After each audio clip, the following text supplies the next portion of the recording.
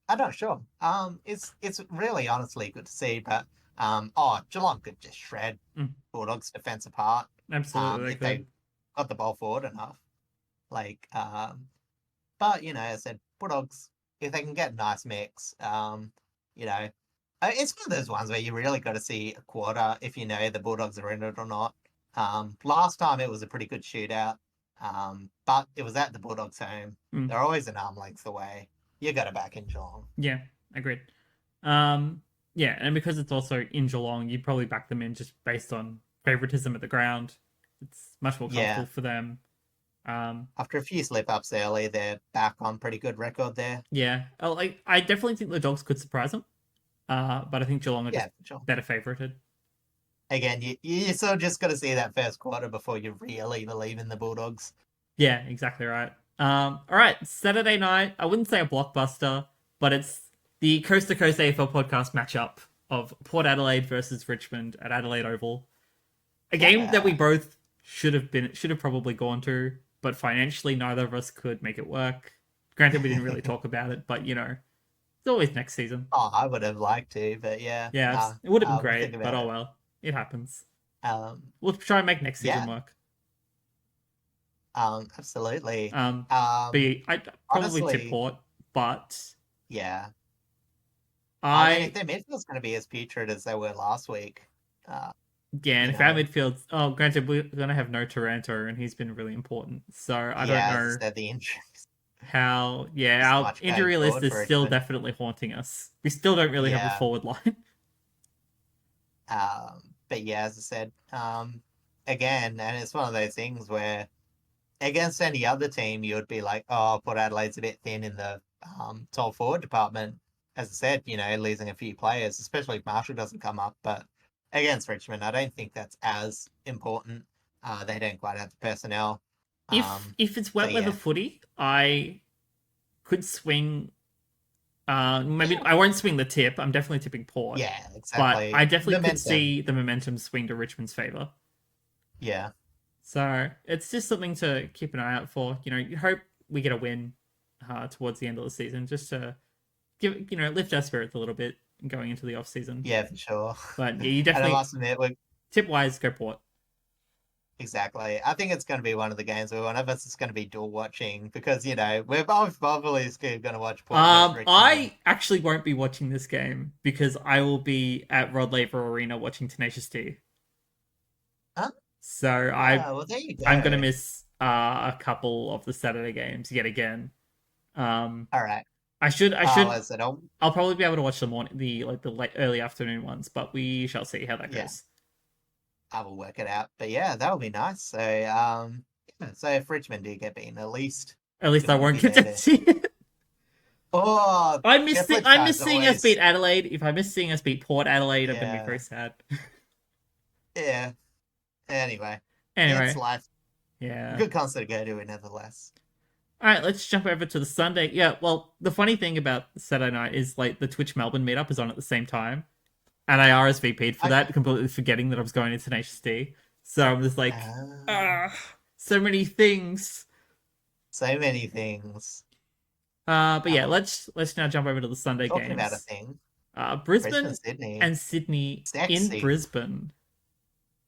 This Yeah. is probably game of the It's, round, straight up. yeah. And honestly, as I said, when you talk about Sydney's ability to mitigate ball movement, shut down, to Brisbane it's like less bad because they don't rely on that back half ball movement. Mhm. Obviously a lot of their work is done forward to centre, which is true for a lot of teams. It's just Brisbane are probably the best when they get it going. Yeah, Maybe Bulldogs, maybe Carlton in that tier, but Brisbane ruthless. And the again at the Gabba, yeah, it the puts it. Gabba is a fortress now that they've found their Yeah. form again. And I think it's also going to be one of those things where if Sydney start off slow, which they have, all year, they really can't afford. I would say 3 goals is probably the worst. Oh, sorry, the best they could allow. I think. Yeah, if they're going to get jumped Um, early by Brisbane, that's probably a max amount of goals that they would yeah, need to in, try and in stave with their off. form. That being said, I'm still probably going to tip Sydney. Yeah, I think I'm just at the moment riding I'm them out leaning for the towards rest of the Sydney. I'm season. just picturing the midfield matchup. Like, you've got your Dunkleys, you've got your Yeah. McCluggages, you've got Lockie Neal, and then you go up against Heaney, against Golden, against Adams, against not to mention the ruck Probably matchup. might You've got even Big see O Parker as a versus sub again. Big O Yeah. versus Grundy as well. Grundy, yeah. It's No, honestly, it's definitely game of the round. big implications, big round. If Brisbane win, I'd almost lock them in for the top 4. Yeah, if Brisbane win, lock them in for top 4. If Sydney win, Sydney win. It doesn't affect them all that much ladder-wise. Exactly. It's just another win. Well, you're probably almost mathematically lock Sydney in for number 1 if they win. So. They're at least. I think they're at least close. locked in. They'd be at least locked in for top 2, guaranteed. Oh yeah. But yeah, whether like a loss and then like Carlton win or Geelong win, make it an even closer race, remains to be seen. So, coin flip on that one for the time being. All right, let's head out west to Fremantle and Melbourne at Optus. Probably also another game of the round, to be honest. But and it's so weird because the narrative also. Well, it's sort of weird because, West Coast obviously got the jump on Melbourne with their first matchup and then proceeded to flip the tables on the counter. And then, obviously Fremantle absolutely thrashed Melbourne in Darwin, Alice, I think it was. Alice Springs. Alice. Yeah, okay. And then, so, could the flip happen again? Honestly, I don't know. I think this is more likely. I think Freo are also just in better form over West Coast. Just that's an obvious statement, but like Freo are going to be much more prepared for a fight back. I just like talking literal narrative, sort of thing. But yeah, no, as I said, like on paper, with defense, Melbourne's defense will need to continue their good form. I think, as I said, conversion's been the issue, but they've got a lot of good presenting options, Fremantle. Yep. And their midfield's good enough to get their ball into dangerous areas. Speaking of which, I think the midfield battle will be absolutely huge in this one. It's easy to say, but honestly, Fremantle not is wrong a good, at all. hardworking midfield both ways that can sometimes get big-bodied. Whereas Melbourne, I think they're a bit faster. But again, they've been a tiny bit up and down this year. Again, things might be determined by how Max Gawn goes against young Luke Jackson.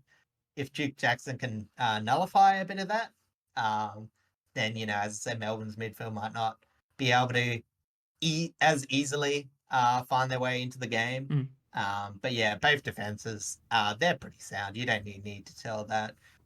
So yeah, I think it's whoever makes the most of offensive chances. And I think Fremantle's just a tiny bit more likely to do that, especially at home.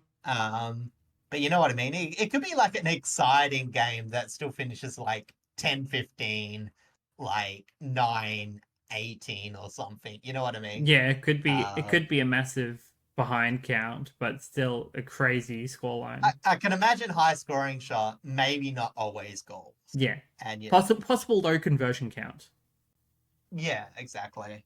But yeah, still probably die. I'll go towards Freo. I think I'm leaning Freo as well on that one. And then to finish out the round, it's Carlton and North Melbourne at Marvel Stadium. Carlton probably going to embarrass North Melbourne, as you would expect. They want to bounce back from the loss they just had for one. Yeah. And Charlie Curnow, obviously he found a lot of scoring shots against Western Bulldogs. But also low conversion rate against Western Bulldogs. Exactly. So not hopefully for North, but he'll be hoping to, redeem himself, find a few easier looks, exactly, convert a bit better against a obviously slightly weaker defense. That has improved, obviously, we've been talking about. It's a lot better than what they were in the first of these two matchups, where North Melbourne got absolutely smashed by memory. Or at least smashed after 3/4 time anyway. But yeah, again, their midfield. I mean, where North stand. All their things generated from the midfield. and, wearing the ball forward enough, and they don't quite convert the first time. They try and generate the turnover. So again, Carlton will have to polish up a bit of halfback movement, but yeah, as I said, it's pretty academic, you would think, for them. Should get the win. Yeah, agreed. I'm just quickly checking that article to see if there was any update on the other tribunal bans, but doesn't look like it yet. So I think we are all done. We do have a shortlist available, or a theorized shortlist available for who could take over the coaching job at West Coast. But I think we might touch on that next week if we have more time. So the only change from that is Dean Cox seems a bit less likely to take it. Swan seems fairly keen on him. But yeah, as I said, it's good by Jared Schofield to put his mark in, but there's a few other contenders. Yeah, agreed. I have read through the list. There are some pretty impressive candidates on that list. My favorite being former Port Adelaide and former Richmond player Troy Chaplin. I'm a big Chappie fan. I think he's at Melbourne at the moment, so and doing really well. Yeah.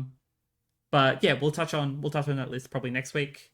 So that will do it. Thank you all so much for coming and hanging out with us this week. Again, go check out the socials and stuff. Again, my stuff and the pod stuff are actually kind of locked down at the moment because of the scam thing that I sadly got roped into. But over the next couple of weeks, that'll be all back to normal. Yeah, I'll still be posting our socials posts and stuff tomorrow as per normal. Obviously, the podcast itself will go out as per normal, 10 a.m. Obviously my socials themselves are a little bit quieter. Like I'm probably not going to stream this week, but we'll see how that goes. But otherwise, thank you all so much. Very excited to see some of the matches coming up this week, especially those 2 Sunday games. It's going to be thrilling to watch. And we will hopefully see you all next week for episode 22 of the Coast AFL podcast. So have a good one, and we'll see you then. Goodbye.